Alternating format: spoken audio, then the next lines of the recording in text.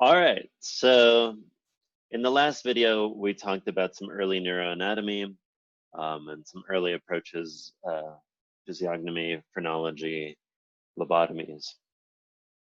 Now we're going to discuss something that's hopefully a little bit less morbid and has less horrific consequences. Well, hopefully. And this is studying the mind as at least partially separate from the brain. So there are a variety of approaches at the time in the early 1800s. Psychophysics, structuralism, and functionalism are terms for various different approaches. In this class, we're going to spend a bit more time on structuralist approaches and their descendants. In the discussion of biology towards the middle of the semester, we'll talk about the functionalist psychology. We won't spend very much time on psychophysics, which was an approach that was an attempt to try to make the science of the mind as, quote, scientific as perhaps physics. But all of these will come up again and again, or at least, sorry, structuralism and functionalism will come up again. Namely, we thought that there might be ways of understanding the mind either by studying how certain processes happened, that is the structuralist approach, or by drawing connections between how these processes related to our environment, the functionalist approach. So I guess I have to discuss Sigmund Freud. I think everybody has to eventually discuss him at some point. I think a lot of his ideas were predated by other people. We talked about Plato. We talked about people that thought of the mind as divided in some fundamental way. But Sigmund Freud, okay, thought that there was actually some secret causes of our actions in ways that might be revealed through unconscious behavior. So the kinds of conversations you have, perhaps you could go into altered state like hypnosis, the kinds of jokes that we tell, these parapraxes or so-called Jungian slips, Freudian slips, sorry. Whew, that was a weird mistake. Or just behavior. The link on his name is a recording of his voice. Just in case you want to hear it, we have his voice recorded. It's not what you would expect. Just gonna leave that up there. His way of dividing the mind, he has a couple of different approaches. The first, conscious and the pre-conscious and the unconscious. At some point, he begins talking about an ego, a superego, and an id. Again, you've almost certainly heard this discussed at some point before. We're conscious of the ego. We can be made conscious of the superego and the id. And these are various drivers of our personality. If you are stuck in some state of arrested development because you weren't given enough attention at various stages in your life, you might become fascinated with your id, right? You might be driven to overeat or have too much sex or get into fights. If you didn't get attention at another phase in your life, you might become a neat freak. You might become some sort of other, have other versions of superego problems. Anyway, I think one thing that Freud probably does deserve credit for is thinking that is pushing the view that you could have psychological problems that are not also biological problems. So at the same time that we were attempting to give shock treatments to war veterans.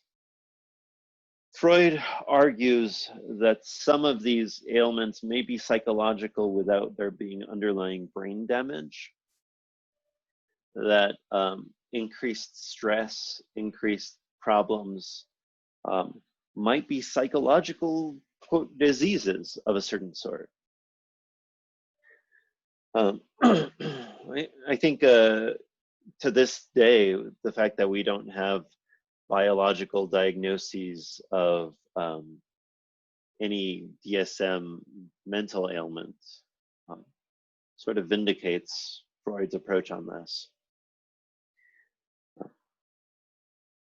It can happen that you suffer traumatic events and you have noticeable consequences and your brain is, quote, still fine. So anyway, this was, I think, a genuine contribution, even if you discard all of the rest of his worldview. But his genuine contribution had a backlash. And here I'm going to use a philosopher, Karl Popper, to help illustrate this. Popper spent some time working in a psychology lab and became frustrated that every single thing that was witnessed was explained by the people he worked with. He thought, well, if they can explain everything, then they really can explain nothing. In particular, he's thinking about Freud, right? So Freud, you know, he's also thinking about Marx and a bunch of other people, but Freud, his approach to human behavior, it seemed, could explain any possible results. And Popper begins to think that maybe this is actually the problem. And again, I think this might be Popper's most genuine contribution. He has a positive suggestion of what science is, which a lot of scientists really, really like. They think, oh, our experiments ought to be falsified. But I think Popper's insight that explanation is cheap is probably the greatest insight of his. So let me show you a short GIF of John Wayne throwing a child into a river. I find it amusing. I just like the way his body goes, woof, just throws it at the fishing pole and whomp. I'm gonna watch this all day, and I will after this video. So, okay. I could tell you two things about this video. One is that John Wayne is trying to drown the child, and the other is that he's trying to teach the child how to swim. And if a Freudian psychoanalyst were given these two explanations for this event, they might be able to explain why in both cases, right? So entirely opposite circumstances and the same behavior given a different explanation could still be explained away using this worldview. In fact, it doesn't seem like you could find any possible evidence whatsoever to argue against it, which Popper found problematic. He was part of a community, or at least he was affiliated with a community known as the logical positivists, who were very much influenced by physics, and they were influenced by the very impressive experiments that had been done at that point to corroborate Einstein's theory of general relativity, to help unveil the quantum world. And so they thought that the hallmarks of good science were that the inferences were based on verifiable data, right? So the entire mentalist approach, all of the mentalist approaches that required individual people self-reporting how they process the world were bunk. You could talk about the behavior, the shared data and the shared observations, but introspection was nonsense. So If the data was not verifiable, then it wasn't science. Explanation is cheap.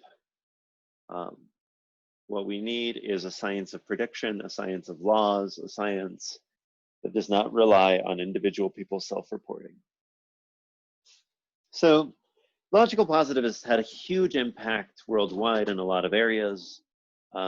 One was early psychologists, who eventually took the name behaviorists, who became convinced that the logical positives were right, that early psychology was not a real science, and they wanted to make it a real science. So there were a couple of approaches to trying to render psychology into a real science in the behaviorist worldview. One was to actually just say that all of the mental states that we're analyzing are just either dispositions or actions, right? So you don't even need to know that I believe it is raining outside. You need to know whether I am disposed to pick up an umbrella to walk outside or whether I actually do that. A less extreme version of this is sometimes called methodological behaviorism. It says, well, okay, maybe there are internal states, but they're not objectively observable, so we shouldn't even try to study them. We should study behavior.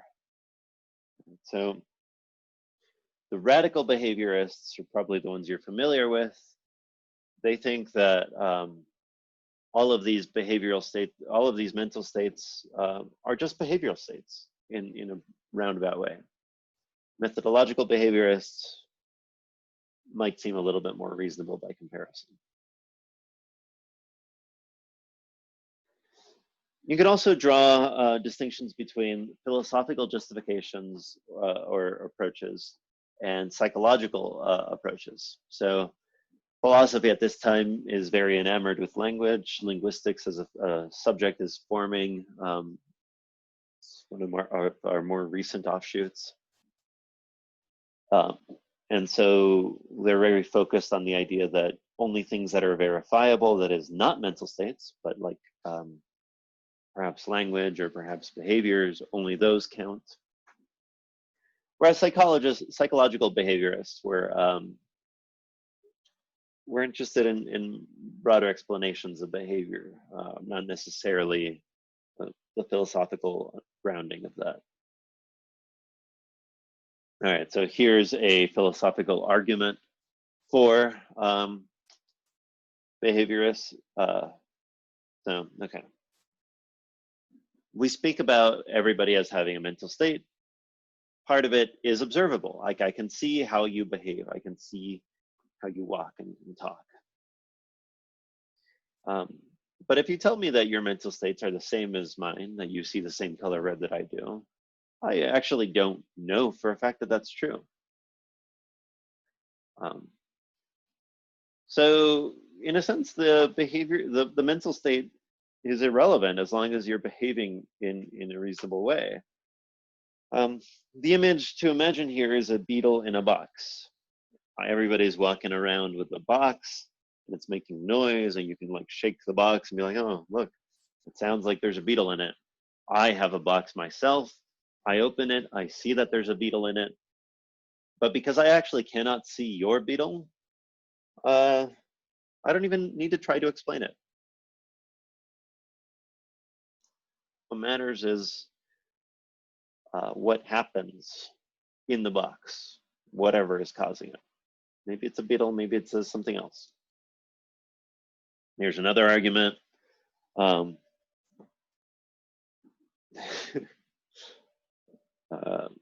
So Ral's University, right?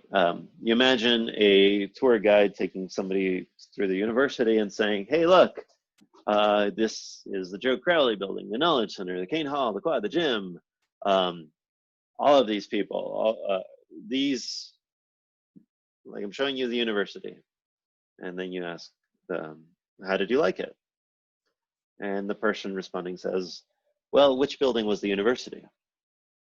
It seems to be a category mistake, what's called a category mistake here.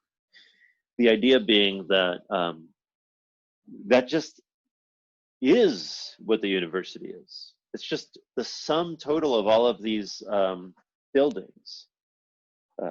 So too, when you're trying to figure out what the entity, who I am, what my mind is, the way we explore all of that can never actually tell me about my mental states. It can never tell me about my mind. It can tell me about parts of it. So thinking that we could use some of these earlier techniques to try to get at some deep fundamental truth about the nature of the mind is a mistake. Okay. There were a lot of really, really cool experiments done by behaviorists that helped, that they pointed to as evidence of their worldview, right?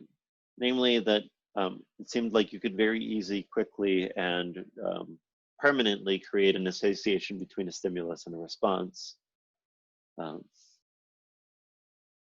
Sometimes you didn't even need a stimulus. You could just create complex behavior based on certain rewards or punishments.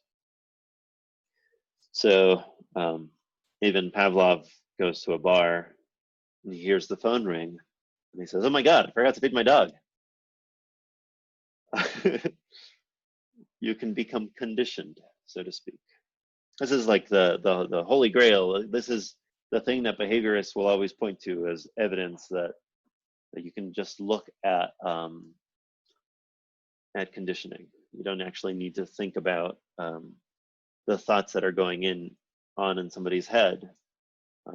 You can just see how they behave, and you can actually structure an experiment such that you know why they developed that association, so-called Skinner boxes, just to create these associations.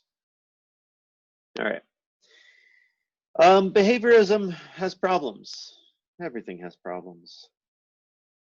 Well, let's talk about some of these problems. There's a philosophical problem. I told you that if I want to talk about me believing that it's going to rain, well, what that means is he's the kind of person that grabs an umbrella before he goes outside.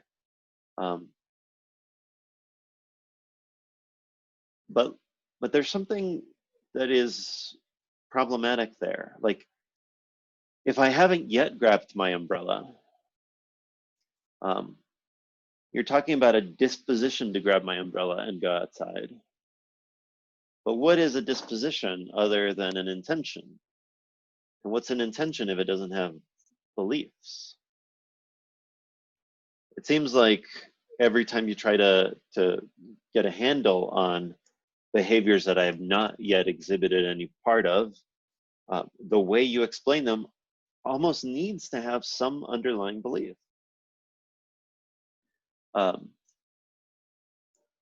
It's also the case that some behavior is hidden, right? So you could be in extreme pain and not show it. Lots of people have greater pain tolerance, and even though they feel that they've trained themselves to not show it. In fact, I could trick myself just to feel pain to stay awake or whatever in a meeting, let's say, and I wouldn't show it. I would just show being awake. So I know that I felt it, though. And because I know that I felt it, it can't be that sensation is merely behavior for me or anybody else. Well, imagine you have a thought, you want to get a soda. Don't actually get a soda. I know how easily influenced y'all are. Don't do it. Don't do it. Sit down. Our beliefs seem to cause behavior, right? Like, something about my desire to get a soda causes me to get up and go get the soda. if that's the case, then it can't merely be a type of behavior. There's got to be something else that it is, under another pane of circularity, right? Beliefs have to be different than behaviors, philosophically. Of course they do. I don't know why, like, we're spending so long on this, but you know this, I know this. All right, so these are the philosophical problems for behaviorism. Talking about dispositions is circular because you seem to be talking about beliefs the entire time. Behavior doesn't seem to be fully correlated with sense experience or with thoughts or beliefs. And beliefs must be able to cause something. They can't simply just be behavior. Psychologists come into the picture as well, and they pointed out certain problems with behaviorism. The first is the idea that that mice, even when they are not reinforced, can learn, which of course they can, but seems to go contrary to the idea of behaviorism. If there's no reward and no punishment, and yet nevertheless mice get better as they go through a maze over time, then there must be something that's going on in their minds that is not correlated to the reward and punishment. Another version of this is you train mice with a maze. Usually first it's not a maze at all, it's just like a single path. And then you change it and add a bunch of dead corridors that don't go anywhere. But they will tend to follow that path that did get them to the end before. So mice must be able to, like, form spatial relations, understand how things are related to each other. A mind map, if you will. Right, so you train them on the one that only has one exit, and then you introduce a bunch of fake exits. And lastly, there seems to be some reward or some behavior that is bottom up or top down, that requires planning ahead of time, right? Behaviorism has a really easy time explaining prompted behavior, but it has a hard time explaining me planning a trip in December, right? It has a hard time explaining how even when you shake me, my signature looks roughly similar. It has a hard time explaining how I can change the context a little bit, but still understand the deep meaning. And so the word right here in Mill Right on my right thinks that it's right for some conventional rights should symbolize the right of every man to write as he pleases. So you get that even though the sounds are the same, the words are different and they mean different things. This is kind of a pain in the ass sentence, but we do this constantly with simpler sentences. Okay. So psychology pointed out in lots of experiments that there was latent learning, mind maps, and hierarchical processing, which seem to go against the behaviorist worldview. We're going to have another big attack on behaviorism in the next lecture to set up our study of cognitive science.